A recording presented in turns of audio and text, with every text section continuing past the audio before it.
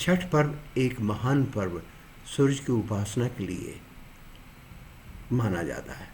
गहरी आस्था, सामाजिक समरसता और सामाजिक एकता का प्रतीक, जिसमें बड़े छोटे, अमीर गरीब सभी साथ मिल करके आसपास बैठ करके पूजा करते हैं। पूरा गांव, पूरा शहर मग्न हो जाता है इस पूजा में। दूर दूर से बच्चे, परिवार के लोग जो बिखरे हुए हैं, अपने अपने पेशे के लिए, छुट्टियां मनाने के लिए नहीं, वो समाज से मिलने के लिए, परिवार से जोड़ने के लिए आते हैं। और इसमें सभी अपना अपने ढंग से योगदान देने की कोशिश करते हैं। इसका उद्भव राजा कर्ण पांडव के ज़माने से प्रारंभ हुआ, जो सूर्य के पुत्र ही नहीं थे, कुंती के पुत्र, बल्कि सूर्य के बड़े गहरे निष्ठावान उपासक थे। और उनकी विचारधारा का पालन करने के लिए उनका पुत्र, महाभारत के युद्ध खत्म होने के बाद से युधिष्ठिर ने अंग देश का राजा कर्ण के पुत्र को बनाया। और कृष्ण के पुत्र को बहुत गहरी बीमारी का आघात लगा था, सांभा को। तो सांभा को उसके रोग से निदान कराने के लिए कृष्ण के पुत्र ने सूर्यदेव की तपस्या की और उसका फल मिला। कृष्ण के पुत्र सांभा का रोग निदान हुआ और वहीं पे सूर्यदेव ने उनको वरदान दिया कि जाओ, तुम्हारी तपस्या पूर्ण हुई। मेरा पुत्र कर्ण तो नहीं है, लेकिन तुम्हारी तपस्या ने किसी का भला किया इस कलयुग में, तो तुम जा करके आज से पूरा समाज अगर मेरी उपासना करता है, मेरे में विश्वास रखता है, मेरे में श्रद्धा रखता है, तो उसे किसी भी प्रकार रोग, व्याधा और चिंता से दूर रख सकेगा। उसके निष्ठा और श्रद्धा से मैं आकर के हमेशा उसे आशीष देते रहूँगा। अब ये विश्वास इतनी गहरी जम गई, और यही कारण है कि बिहार के पूर्वी क्षेत्र में या उड़ीसा में, जब तक कि अंग्रेज़ों के समय तक बिहार, बंगाल, उड़ीसा सब एक ही राज्य था, तो वहाँ पे ये जीर्ण मंदिर फिर मुग़लों के समय वो विदीर्ण हो गया था। जैसे नालंदा टूट गया था बख्तियार खिलजी के समय, उसी तरह से ये भी मंदिर पूरी तरह से जीर्ण हो गया था। लेकिन 12वीं शताब्दी में उड़ीसा में कलिंग में एक कोणार्क का मंदिर नरसिंह राव देव राजा ने बनाया। उन्होंने बहुत ही खूबसूरत मंदिर बनाई, और वहीं नहीं बनाई, कश्मीर में ब्रह्मा के वो पुजारी थे, सूर्य के भी पुजारी थे, तो कश्मीर में भी उन्होंने सूरज का मंदिर बनाया। लेकिन कश्मीर के मंदिर जहांगीर के सिपाहियों ने उसे तोड़ ताड़ दिया, तो कुछ भी नहीं रह गया, उसके अवशेष बहुत मुश्किल से दिखाई पड़ते हैं। लेकिन कोणार्क मंदिर को सरकार ने, उस पुरातत्व विभाग ने उसको संयोज करके रखा, उसको बचाया गया। और नरसिंह राव देव बुद्धिज़्म में नहीं गए, वो बहुत गहरे, उनकी परंपरा अशोक के साथ थी, चूँकि अशोक का ससुराल था कलिंग, उनकी पत्नी थी, फिर बाद में वो तो सब बुद्धिस्ट बन गए थे। तो इस प्रकार से छठ की परंपरा पांडवों के ज़माने से होते हुए मध्यकालीन गंगा वंश के राजा नरसिंह राव देव के ज़माने से होते हुए धीरे धीरे अंग्रेज़ों के बाद बदलती हुई आधुनिकता पे आ गई, जहाँ समाज टुकड़े टुकड़े में आने लगा।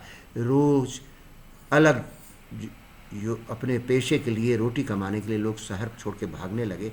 तो एक पर्व है जो दृश्य भगवान की पूजा करता है, वो है छठ। दृश्य भगवान कौन है सनातन में? वो है सूर्य। बाकी सब अदृश्य भगवान है, बाकी सब मूर्ति के रूप में, प्रतीक के रूप में हम अवतार में पूजा करते हैं। लेकिन छठ पर्व एक ऐसा है जो हम दृश्य भगवान सूर्य की उपासना करते हैं। और जैसे जैसे ये पर्व की महत्ता बढ़ती गई, सामाजिक एकरूपता, एकता और समरसता की भाव बढ़ती गई, और समाज ने इससे अपनी पहचान बनानी शुरू की। जैसे बिहार का कोई भी व्यक्ति अगर बाहर जाता है तो उसकी सांस्कृतिक पहचान छठ पर्व से होती है। बंगाल का कोई भी व्यक्ति अगर बाहर जाता है तो उसकी सांस्कृतिक पहचान दुर्गा पूजा से होती है। पंजाब का कोई भी व्यक्ति वो बाहर जाता है तो बैसाखी इत्यादि से उसकी पहचान होती है, माता की चौकी से होती है। तो हमारे सनातन में, हमारे हिंदू धर्म में अलग अलग पर्व अलग अलग समाज की पहचान को परिभाषित करता है और गहरा बनाता है, और फिर उसमें समाज, स्थानीय समाज उससे जुड़ता है। अब ये सारे पर्व राष्ट्रीय स्तर पे अपनी पहचान बना चुके हैं। चाहे दिल्ली हो, चाहे पटना हो, चाहे लखनऊ हो, चाहे वो बम्बई हो, किसी भी क्षेत्र में अगर पूरब से या उत्तर भारत का कोई भी व्यक्ति हो तो उसे छठ को देखने के लिए, उस उत्सव के लिए भीड़ लगी रहती है।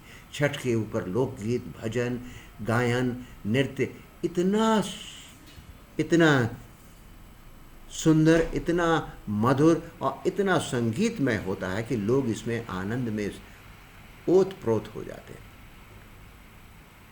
आज जब छठ का पर्व है, मैंने सोचा, छठ के ऊपर मेरे कुछ मित्रों ने प्रश्न किया तो मैंने सोचा उनको इसकी हल्की सी इतिहास की झांकी बता दूं और ये बताऊं कि छठ का महत्व सिर्फ आस्था ही नहीं है, एक आध्यात्मिक झांकी का प्रयास भी है कि हम अपने अंदर भी झांकने के प्रयास करते हैं। हम बाहर में सूर्य की पूजा करते हैं, उपासना करते हैं, जल अर्पित करते हैं, उसके ऊर्जा में हम जल में खड़ा होकर के वो पूजा करते हैं। लेकिन हमारे अंदर जो अहंकार की ऊर्जा है, जो प्रलय कर सकती है, और बाहर में सूर्य की ऊर्जा है, वो प्रलय भी कर सकती है, सृष्टि भी रच सकती है।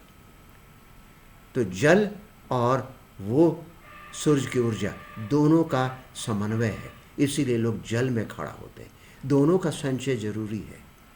तो हम जल में जाते हैं और जल से अर्पित करते हैं और ये बताते हैं कि देखो सूर्य, आपकी ऊर्जा के लिए, आपको समाज में, सृष्टि में बने रहने के लिए जल भी उतना ज़रूरी है जितना प्रचंडता आपकी है। और अध्यात्म में अगर देखें तो हम कहते हैं कि हमारे अंदर का अहंकार जो इतना ऊर्जामान है, जो हमें सारी जिंदगी धन, दौलत, नाम, प्रतिष्ठा और मान मर्यादा के लिए पीछे दौड़ाता है, और ये अंधकार भी देता है, ये रोशनी भी देता है, तो मैं इसे जल से, जल में खड़ा होकर के मैं इसे काम करता हूँ, मैं इसे शांत करने की कोशिश करता हूँ। मुझे ज्ञान दें कि मैं अपने अहंकार रूपी ऊर्जा को शांत करें और जो सुसुप्त ऊर्जा है उसे जागृत करें, और जिससे कि मैं शांत हो जाऊँ और जलामृत से उसे हम शीतल कर सकें। और इस प्रकार हमारे आध्यात्मिक झांकी और सामाजिक परिवेश की झांकी प्रतीक के रूप में दोनों का बहुत ही सुंदर समागम है, बहुत ही सुंदर समन्वय है। और इस प्रकार से हम छठ को समझते हैं और इसे केवल गहरी आस्था के रूप में ही पूजा नहीं करते हैं, एक सामाजिक एकता के लिए और सांस्कृतिक पहचान के लिए इसका पूजा करते हैं। आइए, आज के दिन आप सबों को छठ पे मेरी हार्दिक बधाई और जय हो सूर्यदेव और जय हो छठी मैया। ओम ह्रीं ह्रीं सूर्याय नमः। ओम भूर्भुवः स्वः तत्सवितुर्वरेण्यं भर्गो देवस्य धीमहि धियो यो नः प्रचोदयात्। ओम सूर्याय नमः।